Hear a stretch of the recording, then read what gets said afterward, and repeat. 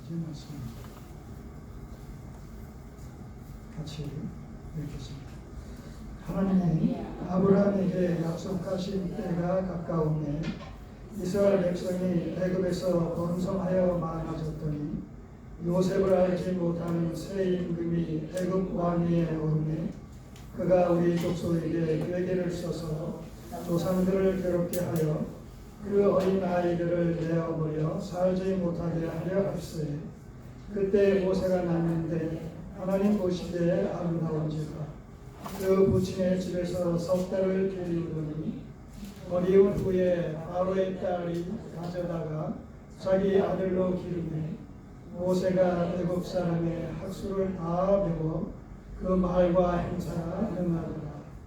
나의 40이 때에는 그 형제 이스라엘 자손을 돌아볼 생각이 임하더니 한 사람의 원통한 일이 당함을 보고 보호하여 압제받는 자를 위하여 원수를 갚아 애굽 사람을 쳐 죽이니라. 저는 그 형제들이 하나님께서 자기의 손을 밀어 구원하여 주신 것을 깨달으리라고 생각하였으나 저희가 깨닫지 못하였더라. 이튿날 이스라엘 사람이 싸울 때에 모세가 와서 화목시키려 하여 가로되 너희는 형제라 어찌 서로 해하느냐 하니 그 동물을 해하는 사람이 모세를 밑들여 가로되 누가 너를 권한과 재판장으로 우리 위에 세웠느냐 네가 어제 애굽 사람을 죽임과 같이 또 나를 죽이려 하느냐 하니 모세가 이 말을 인하여 도주하여 미디안 땅에서 나그네 되어 거기서 아들 둘을 낳으니라. 40년이 전에 시내산 광야 가시나무 떨기 불꽃 가운데서 그에게 보이거늘 모세가 이 광경을 보고 기이 여겨 알아보려고 가까이 가니 주의 소리 있어 나는 네 조상의 하나님 즉 아브라함과 이삭과 야곱의 하나님이라 하신대 모세가 무서워 감히 알아보지 못하더라. 주께서 가라사대 내 발에 신을 벗으라. 너 섰는 곳은 거룩한 땅이니라. 내 백성이 애굽에서 괴로운 맛을 내가 정령히 보고 그 탄식하는 소리를 듣고 저희를 구원하려고 내려왔노라. 시방 내가 너를 애굽으로 보내리라 하십니다. 아멘. 기도드리겠습니다.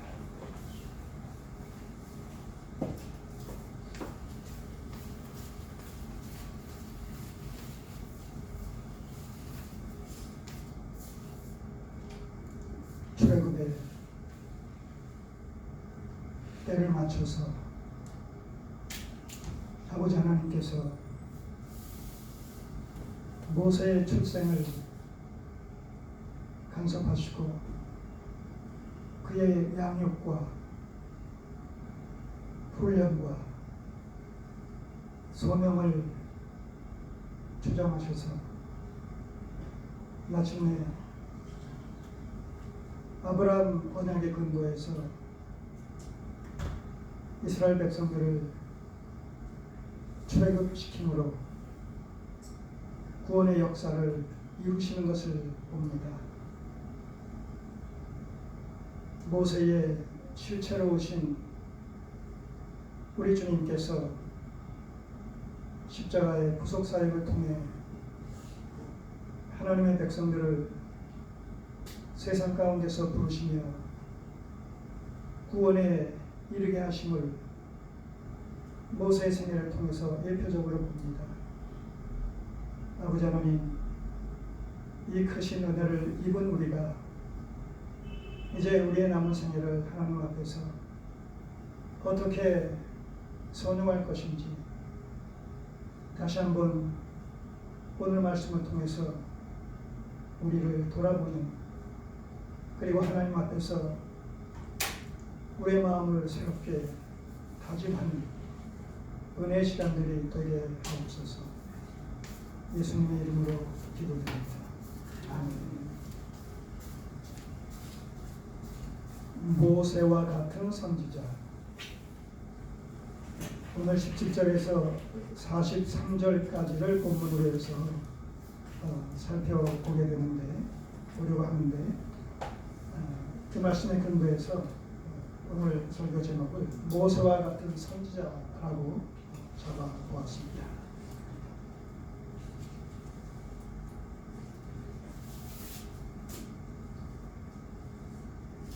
계속해서 이 7장은 스데반의 자기 변호적인 이런 설교의 내용으로 구성되어 있다고 말씀을 드렸습니다. 왜 스데반이 말씀을 증거하다가 이 거짓 이런 증거자들을 통해서 위증을 통해서 고소를 당했냐라고 했을 때 우리는 앞부분에서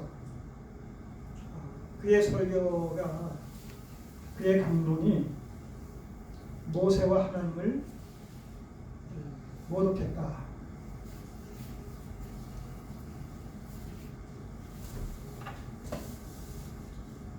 율법은 개혁되어져야 된다. 율법을 변개시키고 또 예수께서 저 성전을 헐고 3일 만에 다시 짓겠다라고 했다고, 그리고 그것은 바로 하나님의 임재 장소다라는 것을 염두에 둘 때 하나님을 모욕한 신성 모독죄가 성립이 되기 때문에 결과적으로 모세와 그를 통해서 주신 율법과 그리고 하나님을 모욕했다라는 이런 죄로 고소를 당한 상태로 지금 사내들인 공회 앞에서 자초지종을, 내가 왜 여기까지 오게 됐는지, 왜 고소를 당했는지, 그리고 그 고소의 내용은 옳은지 그른지 이런 부분에 대해서 변론하는 이런 내용들이 7장 그의 설교의 전체를 구성하고 있습니다.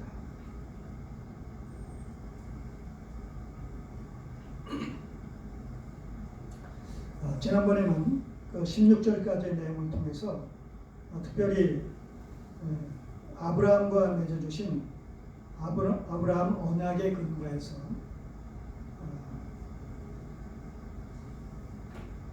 아브라함에게 약속하신 그 약속의 내용을 하나하나 성취시켜 나가신 사실을 16절까지의 내용을 통해서 우리가 살펴봤습니다. 그런 의미에서 16절까지의 내용은 구약적 배경 속에서 봤을 때는 창세기에 해당하는 부분입니다. 창세기에 해당하는 부분. 아브라함이 이삭을 낳고 이삭이 야곱을 낳고 야곱의 12아들 중에서 요셉을 통해서 야곱의 70식구가 70인 가족이 또는 75인으로도 소개를 합니다만 70인 또는 75인 가족이 흉년을 피해서 요셉의 초청으로 애굽의 고생 땅으로 이주를 한, 그리고 그 이후에 시간이 흘러서 그 족장들이 다 이제 약속의 땅에 묻히고 장사 진행받혀진 이런 내용들로 창세기를 마감하고 있는데 16절까지의 내용이 바로 그런 사실들을 소개를 하고 있습니다. 자, 그런 의미에서 이제 17절부터 오늘 이야기는 출애굽기에 소개된 이런 내용들을 중심으로 해서 계속 아브라함 언약이 성취되어 나가고 있는 이런 과정을 소개를 하고 있습니다. 오늘 17절에서 43절까지의 내용을 크게 세 문단으로 나눠서 살펴보겠습니다. 29절까지는 17절에서 29절까지는 모세를 준비시키시는 하나님의 손길, 출애굽 사건을 통해서 이스라엘 백성들을 구원하시려는 하나님의 의중이 이제 모세를 이스라엘 백성의 지도자로 삼으시기 위해서 그를 준비시키시는 이런 내용이 19절까지 29절까지의 내용 속에서 소개가 되고 있습니다. 그리고 30절에서 38절까지는 이제 준비된 모세를 하나님께서 부르시는, 그리고 출애굽의 사역을 맡기시는 모세의 소명과 사역이라는 제목으로 30절에서 38절까지 내용을 살펴볼 겁니다. 그리고 39절에서 43절까지의 내용은 그럼에도 불구하고 이스라엘 백성들은 모세와 율법을 거역하는 이스라엘 백성들이라는 제목으로 43절까지 내용을 정리해 보겠습니다. 이렇게 세 문단으로 나눠서 살펴보겠습니다. 자, 17절에서 29절까지 모세를 준비시키시는 하나님의 손길이라는 제목으로 29절까지 내용을 먼저 살펴봅니다. 자, 17절을 보시면 하나님이 아브라함에게 약속하신 때가 가까우네. 이 얘기는 뭐예요? 지금 출애굽을 모세를 통해서 출애굽 사건을 주관하시는 하나님의 손길이라는 이 제목이 총체적인 제목인데, 이 본문을 통해서 나타나는 그 출애굽 사건이라는 것이 궁극적으로는 아브라함 언약의 성취의 일환이라는 거예요. 모세를 통해서 이스라엘 백성들을 애굽으로부터 지금 해방시키시는, 구원시키시려는 이 출애굽 사건의 근거는 아브라함 언약에 있다는 것이죠. 그래서 여기서 지금 출애굽 사건과 관련되어진 이제 그 이야기를 시작하는 초두에 17절에서 하나님이 아브라함에게 약속하신 때가 가까우매, 이런 표현을 씁니다. 아브라함에게 약속하셨던, 특별히 횃불 언약식을 보게 되면 창세기 15장에 너의 후손이 이방에 객이 되어 종살이 하다가 4대 만에 대략 400년 남짓 종살이 하다가 많은 재물을 가지고 나올 것에 대해서 이미 약속하셨지 않습니까? 바로 이 아브라함의 약속의 때가 찼다라는 것이 바로 횃불 언약식을 통해서 약속해 주신 그 약속의 말씀이 성취될 때가 가까웠다는 얘기입니다. 그 얘기는 뭐예요? 4대 만에, 정확하게 얘기하면 430년 만에 하나가 될 텐데 430년이 거의 차가고 있다는 것이죠. 자, 이런 표현을 통해서 출애굽 사건과 아브라함 언약의 성취와는 아주 밀접하게 연관되어 있는 것이죠. 이게 성경을 푸는 열쇠가 바로 언약이다라는 말씀을 그래서 자꾸 강조해 드리는 거예요. 하나님이 아브라함에게 약속하신 때가 가까우매 이스라엘 백성이 애굽에서 번성하여 많아졌더니, 이게 뭐예요? 이스라엘 백성들이 애굽에서 번성하여 많아졌다. 이게 무슨 얘기입니까? 아브라함 언약 속에 어떤 약속이 있어요? 자손 언약과 특별히 관련해서 저 하늘에 묵별같이, 저 바닷가에 모래알같이 많게 너희 후손이 생육하고 번성할 것이다 라고 구체적으로 약속해 주시지 않았습니까? 그 경계까지 다 말씀하시면서 그렇게 이스라엘 백성들이 애굽에서 중다하게 하나의 민족으로 그렇게 생육하고 번성하기 시작했다라는 그 말은 곧 아브라함 언약이 구체적으로 성취되고 있다. 아브라함 언약의 근거에서 하나님께서 그렇게 하셨다. 자, 이런 그 맥락으로 우리가 이해가 되는 것이죠. 내가 세상 끝날까지 너희와 항상 함께 하시겠다. 우리 주님께서 승천하시기 전에, 부활하셔서 승천하시기 전에 40일 동안 이 땅에 계시는 가운데서 바로 제자들에게 그렇게 말씀하셨어요. 마태복음 28장 19절 20절에 내가 세상 끝날까지 너희와 항상 함께 하시겠다. 그것은 사도행전에서 어떤 사건을 통해서 현실화됩니까? 내가 세상 끝날까지 너희와 항상 함께 하시겠다고 주님께서 마태복음에서 말씀하셨는데 사도행전으로 넘어가면 그것이 어떤 식으로 성취됐어요? 주님께서는 승천하셨어요. 그리고 뭘 보내주셨어요? 성령. 약속하신 대로 성령을 보내주셔서 교회 가운데 머물게 하셨단 말입니다. 교회 중에 임재하게 하셨단 말입니다. 교회를 통치하게 하셨단 말입니다. 바로 이 성령의 강림과 성령의 내주와 임재하심의 역사를 통해서 주님께서 내가 세상 끝날까지 너희와 항상 함께 하시겠다라는 그 말씀이 그런 식으로 성취가 되어진단 말입니다. 자, 그런 의미에서 성령과 예수 그리스도와 하나님은 뭐예요? 삼위일체적인 이런 그 관계를 맺으면서 삼위일체 하나님이라는 이런 그 체계 속에서, 그런 맥락 속에서 성부와 성자와 성령의 사역을 또한 고유하게 진행시켜 나가시는 이런 모습을 우리가 보게 되는 것이죠. 그 성령은 뭐라고 얘기합니까? 로마서 8장에 보게 되면 그리스도의 영이요 또 하나님의 영이라고 얘기하고 있죠. 이 땅의 성령 강림과 성령의 임재와 성령의 사역은 곧 부활하신 예수 그리스도의 본질상 사역과 동질성이 있는 것이죠. 그러니까 지금 대표적인 이런 그 삼위일체론적인 관점에서 봤을 때 사역은 성령께서 주도하시지만 그것은 동시에 뭐예요? 예수님의 사역과 성부 하나님의 사역이 같이 함께 연합되어 있다. 이렇게 늘 삼위일체론적으로 성부, 성자, 성자의 사역을 해석해야 된다라고 말씀드리지 않았습니까? 독립적이고 개별적이면서도 또한 총체적인 이런 맥락 속에서.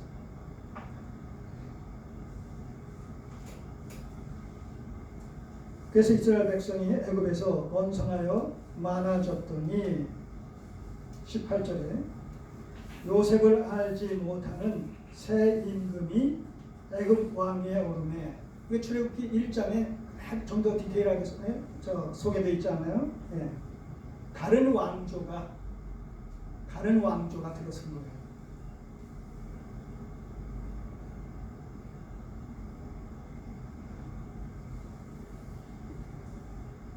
여기서 요셉을 알지 못했다라는 것은 왜 알지 못했겠어요? 다른 왕조가 들어서게 되면 그 왕조가 어떤 정책을 폈는지, 누가 왕이고 누가 총리고 뭐 이런 것들이 대략 다 재확인되지 않겠습니까? 그래서 몰랐다기보다 전 왕조는 요셉과 밀접한 그 친근한 또 우호적인 그런 관계를 맺었다 하면 여기서 알지 못했다는 얘기는 뭐예요? 그 불신하고 반목하고 그런 이제 그 관계에 새로운 임금이 왕이 됐다, 그런 의미가 여기에 담겨져 있겠죠. 요셉을 알지 못하는 새 임금이 애굽 왕위에 오르매 그가 우리 족속에게 괴계를 써서 조상들을 괴롭게 하여. 출애굽기 1장에 보게 되면 그 이스라엘 민족이 급속도로 생육하고 번성하여서 큰 민족을 이루게 되니까 이 새 왕조로 바뀌어진 그 새 왕조의 임금의 입장에서는 그들이 굉장히 두려움의 대상이 되는 것이죠.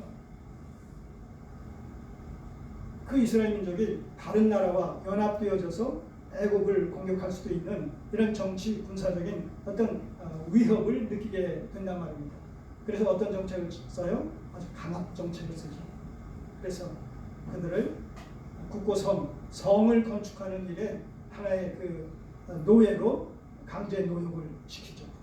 그리고 온갖 굳은 일들을 다 맡기는 거예요. 심지어 농사일까지 다 맡기는 거예요.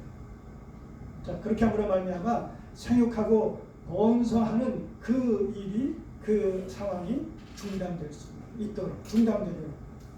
그럼에도 불구하고 계속 생육하고 번성하니까 어떤 극단적인 정책을 써요? 남자아이를 히브리 산파에게 죽이라고 하는데 하나님께서 도우셔서 또 살리시죠. 안 되겠다 하니까 그 다음에 어떻게 해요? 애굽 백성들에게 명령을 내려서 이스라엘에 남자아이가 태어나면 수장시켜라. 자, 이런 아주 악독한 그런 그 정책을 펼치죠. 자, 이런 것을 우리가 볼 때 어떤 사건이 떠오릅니까? 예수님 당시에 아기 예수님께서 오셨을 때에도 또 헤롯이 나중에 그 소식을 전해 듣고 동방박사 세 사람이 그냥 떠나버린 그런 상황 속에서 그 정치적인 어떤 위협감을 느끼는 나머지 2살 미만의 베들레헴 인근의 2살 미만의 아이들을 갖다가 다 죽여버리는 이 영아 살해 이런 명령을 내리지 않습니까? 자, 이런 맥락에서 봤을 때에 이 새 임금 바로 왕이 이스라엘 백성들의 남자 아이가 출생했을 때 그것을 죽여버리는 근절시키려는 이런 그 살해 명령을 하달한 배후에는 무엇을 우리가 볼 수가 있어요? 바로 창세기 3장 15절에서 여자의 후손, 그 언약의 근거에서 이 땅에 메시아로 오실 여자의 후손의 계보를 단절시켜버립니다. 이런 구속사적인 의미가 여기 담겨 있는 것이죠. 메시아 계보를 단절시키고로 말미암아 메시아가 이 땅에 여자의 후손의 당사자로서 메시아가 이 땅에 오시는 것을 근절시켜버리고 차단시켜버리고, 그래서 하나님의 구속의 경륜을 회방하려는 이런 사단의 음모가 이런 그 바로 왕을 하나의 도구로 삼아서 지금 이렇게 역사를 하려고 하는 것이죠. 자, 이런 사실들을 우리가 이미 살펴본 거가 있습니다. 자, 그렇기 때문에 이것은 단순히 새 임금 바로의 그런 그 정치적이고 군사적인 그런 어떤 위협을 느끼는 데 대한 하나의 반작용으로서, 자기 보호를 위한 반작용으로서의 이런 강압 정치에는 표면적인 이유고, 이면적인 것은 구속사적 관점에서 바로 여자의 후손 언약 속에 약속되어진 여자의 후손의 당사자인 메시아의 도래를, 메시아의 계보를 차단시키려는, 단절시키려는 이런 사단의 의도가 바로 못난 이 바로 왕의 인격을 통해서 지금 역사하고 있다, 이렇게 우리가 정리를 해야 되겠죠. 자, 괴계를 써서 조상들을 괴롭게 하여 그 어린아이들을 내어버려 살지 못하게 하려 할세. 그러나 그런 가운데서도 하나님께서는 뭐예요? 모세를 보존시키십니다. 그 상황에서 모세가 출세하는 거예요. 그래서 3개월 동안 이 요게벳이라는 이 레위 여인이 이 어린 아이 그 모세를 집에서 키우다가 아무래도 안 되니까 갈 때 이 상자를 엮어서 나일강에 띄워보내지 않습니까? 근데 그때 마침 누가 나와요? 바로의 딸을, 외동딸 이 공주가 목욕하러 시녀를 데리고 거기 나일강가에 내려왔다가 바로 갈대 상자에 넣어서 지금 물을 따라 떠내려가고 있는 그 모세, 아기 모세를 만나게 된다고 하죠. 자, 그 얘기가 그 다음 나오는 거예요. 여기는 구체적으로 나오지 않지만 출애굽기 1장에서는 나오잖아요. 얼마나 그 하나님의 그 섭리적인 손길이 그 시대의 역사를 방편 삼아 하나님의 구속사를 성취시켜 나가고 있는가라는 이 주제가, 이런 사실이 아주 구체적으로 확인되지 않습니까? 그런 그 맥락으로 이 21세기 역사, 21세기 한국의 역사, 미국의 역사, 무슨 북한의 역사, 중국의 역사, 뭐 일본의 역사, 러시아의 역사, 이 세계 각국의 역사를 그렇게 하나님께서 방편 삼으셔서 궁극적으로는 하나님의 뜻을 이루어 가신다는 거예요. 여러분, 이거는 만고불변의 진리죠. 구약시대건 신약시대건 통용되어지는.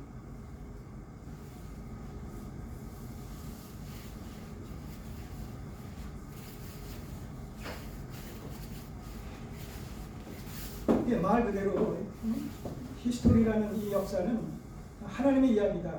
하나님의 일하심의 내용이다.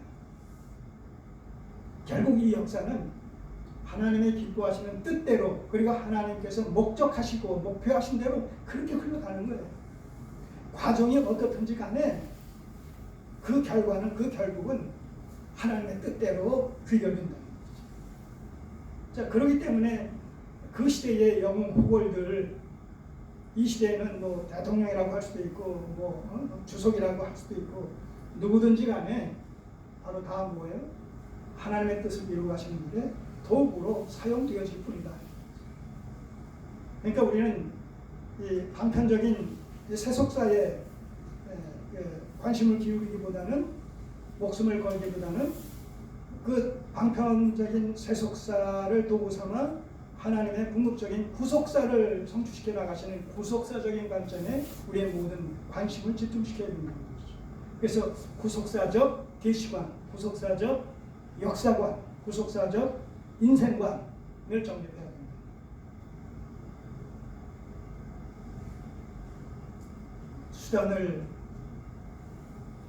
수단에 매이지 말고 목적에 우리의 모든 관심을 집중시켜야 됩니다. 자, 하나님 보시기에 모세가 아름다운지라 그 부친의 집에서 석 달을 길이우더니 버리운 후에 아로의 딸이 가져다가 자기 아들로 기르매 모세가 애굽 사람의 학술을 다 배워 그 말과 행사가 능하더라. 이런 역설과 이런 반전이 참 있단 말입니다. 우리는 이런 내용을 통해서 뭘 봐요? 이게 하나님을 하는 소리가 안 나오지만 우리는 문맥 속에서 하나님의 절대 주권적인 역사를 주관하시는 절대 주권적인 섭리의 손길이 바로 이 모세의 출생을 비롯해서 그 시대의 역사는 물론이려니와 모세 개인의 출생과 그의 양육과 그의 성장과 그의 모든 생을 기뻐하시는 뜻 가운데 주관해 가시는 모습을 생생하게 우리는 목격할 수 있지 않습니까? 여러분, 오늘 우리 한 사람 한 사람이 하나님 앞에서 하나님께서 하나님의 뜻을 이루어 나가시는 이 현실 속에서 21세기 역사 속에서 우리의 존재를 바로 이런 식으로 기억하시고 생각하시고 관심을 가지시고 그래서 기뻐하신 뜻대로 인도에 가고 계시다라는 사실을 우리가 믿고 확신하자는 겁니다.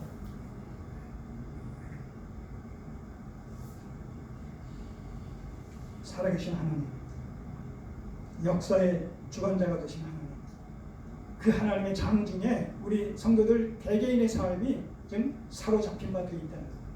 그분의 기뻐하시는 뜻 가운데서 우리 개개인들을 이끌어 가신다는 얘기예요.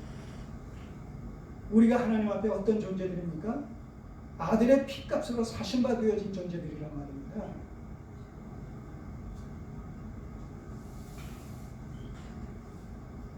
우리가 어떤 지경에 처해진다 칠지라도 어떤 상황에 처해진다 할지라도 하나님과 우리의 관계 뗄래야 뗄 수 없는 피로 맺어진 피의 언약으로 말미암아 맺어진 하나님의 친백성들이다. 언약 백성들이다. 자녀들이다. 라는 이 사실을 우리가 기억할 수 있다면 확신할 수 있다면 우리는 어떤 상황도 넉넉히 믿음으로 감내하며 극복할 수가 있게 되는 거죠.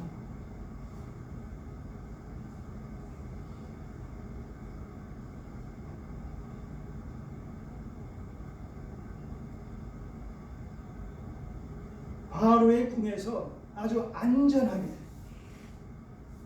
하나님께서 너희 후손이 이방에 객이 되어 종살이를 하다가 4대 만에 이제 나오게 될 것이다 라고 횃불 언약식을 통해서 약속해 주셨는데 바로 그렇게 70인 이 야곱의 식구들이 400여 년을 지내면서 하나의 거대한 민족과 나라로 세워지기까지 또 이루어지기까지 안전하게 저들을 보존해 주시기 위해서 당시에 애굽의 이런 요즘 말로 얘기하면 핵우산으로 들어간 것이죠. 애굽의 대제국, 애굽의 통치하에 들어감으로 말미암아 바로 그런 약속이 성취될 수 있었던 필요 충분 조건들이 주어졌던 것이죠.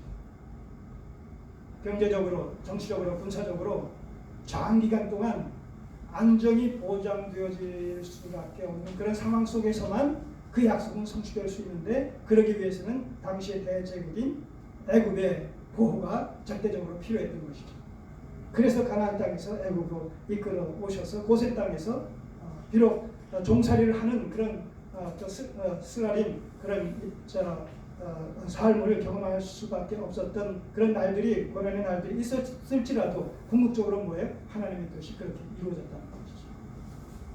그렇듯이 바로 모세 또한 바로의 궁에서 안전하게 공주의 양아들로 그렇게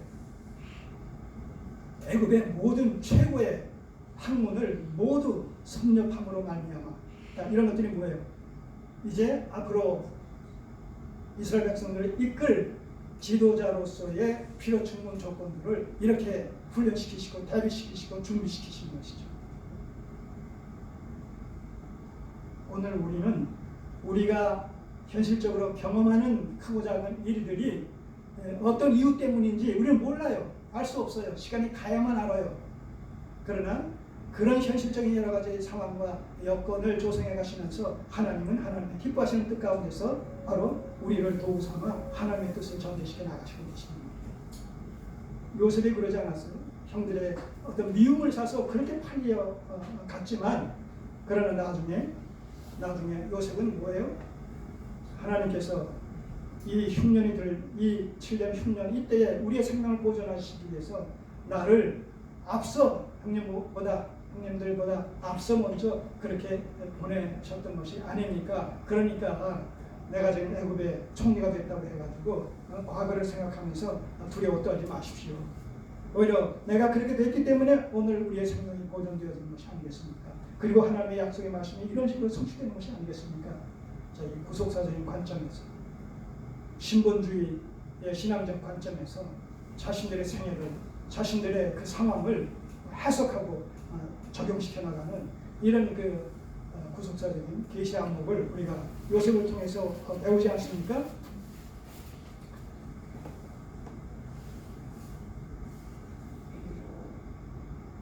자, 이렇게 해서 차근차근 모세를 한편으로 준비시켜 가십니다. 22절, 23절 나이 40이 되매 이 모세의 생애는 크게 셋으로 나눠지죠. 120살까지 살았을 때 그 전반기, 중반기, 후반기 이렇게 나눠지는데 그때 그 기간이 40년으로 대략 그렇게 나눠집니다.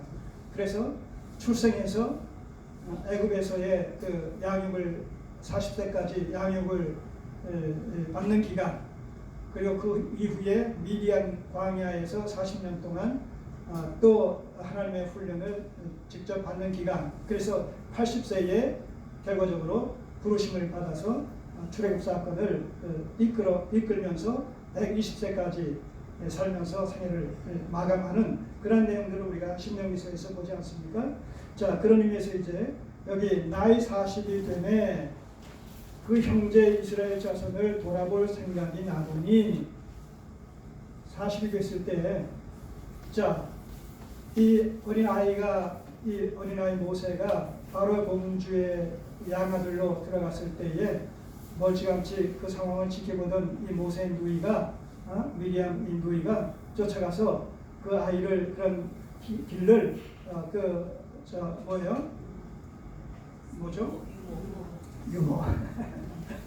유모를 소개하겠다고 하면서 요게벳 이 모세 친엄마를 소개하지 않았습니까? 그러니까 이 요게벳이 바로 궁에 들어가 가지고 모세를 자기 아들을 키우면서 히브리적인 그 어떤 민족 의식과 또 하나님의 이 구속사적인 이런 경륜에 대해서 계속 가르쳤을 거 아니겠습니까? 네가 비록 이렇지만 너의 정체는 히브리인이다.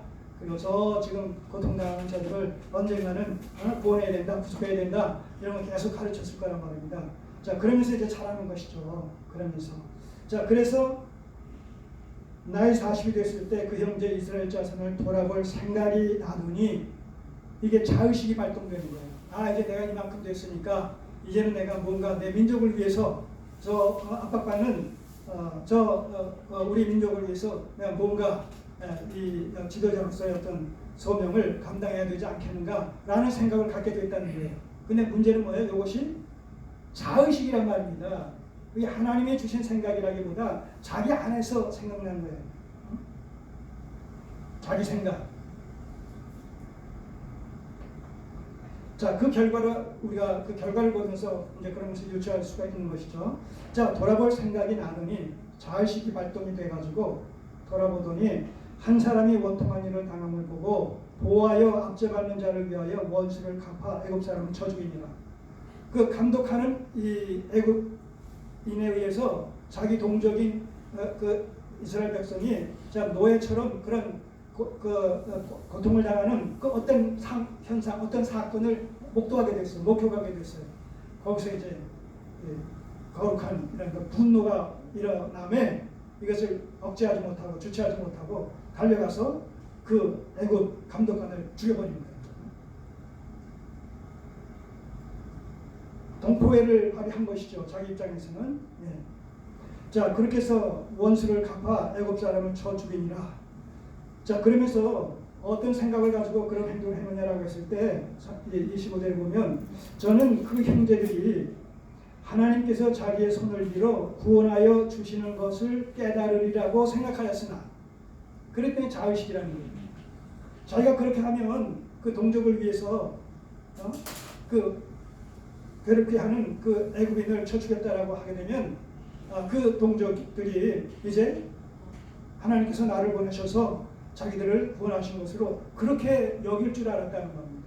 그래서 자기에게 호감을 가지고 호의를 가지고 긍정적으로 그 상황을 이해할 것으로 그렇게 믿었다는 거예요. 구원하여 주시는 것을 깨달으리라 생각하였으나 저희가 깨닫지 못하였다. 이게 뭐예요? 지금 핀트가 안 맞잖아요. 이 핀트가 안 맞는다는 얘기는 뭡니까? 아직 때가 차지 않았다. 하나님의 때가 차지 않았다. 하나님의 때가.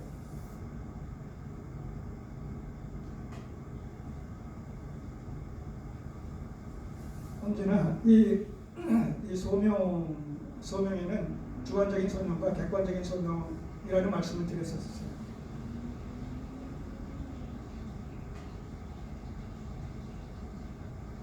주관적인 소명과 객관적인 소명. 주관적인 소명은 말 그대로 하나님께서 나를 어떤 일에 부르신다. 하나님께서 나에게 이 일을 하라고 하신다. 라고 생각되어지는 거예요. 주관적으로. 개인적인 차원에서. 근데 그렇다고 해서 그 일을 선뜻 나서서 하려고 하다 보면 그것이 하나님의 부르심과 하나님의 뜻이 아닌 자기 생각과 자기 뜻의 발로일 수가 있는 경우가 얼마든지 있을 수 있다는 거죠. 이게 주관적인 소명의식이라는 거예요. 이 주관적인 소명의식은 얼마든지 잘못될 수가 있어요. 그럴 때 이것이 교회 속에서 객관적인 이런 그 소명으로 확인이 되어져야 됩니다. 그것이 뭐냐라고 했을 때 바로 한 개인의 주관적인 소명이 교회 성도들에 의해서 객관적으로 뭔가 검증이 되어지고 인정이 되어지는 이런 절차가 동시에 주어져야 된다는 것이죠. 그게 주관적이며 교회 전체 공동체적인 그런 그 소명으로 받아줘야 된다.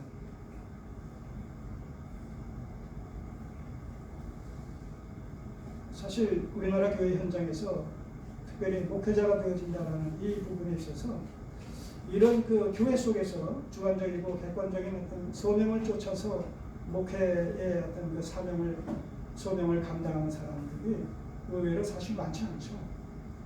다 개인적인 차원에서 어떤 소원을 했다거나 개인적인 차원에서 어떤 소명을 가지고 자기 나름대로 신학교를 가고 자기 나름대로 신학교 갔으니까 당연히 그 다음 절차를 밟아서 또 목사 안수를 받고 목사 안수를 받았으니까 그 다음 절차 또 주관적인 절차를 쫓아서 개인적으로 또 뭔가 예배당을 또 구입하고 또는 재를 얻고 이렇게 해서 또 목회를 하려고 하는 이런 절차를 밟는 것이 어떻게 보면 우리나라에서 일반화되어진 그런 그 현상이라는 겁니다.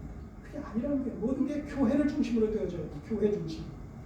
교회 속에서 주관적인 소명이 확인되고 교회 속에서 그 주관적인 소명이 객관적인 소명으로 검증이 되어지고 그래서 교회에서 그를 신학교를 보내고 교회에서 그를 뒷받침하면서 교회에서 그를 이제 파송하고 다 이 교회가 모체가 돼서 그렇게 해야 되는데 이게 아니란 말이죠.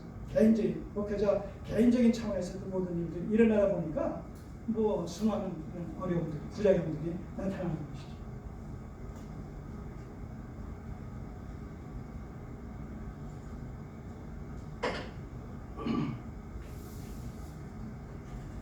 자, 이 모세가 40세가 됐을 때 이제 이만큼 됐으면 이제 모든 것이 준비되지 않았는가, 이제 슬슬 시작해 볼까, 이런 자의식의 발동에서 자의지적으로 일을 추진하다 보니까 지금 이런 일들이 빚어지는 거예요. 백성들에게서는 그 호응을 받지 못.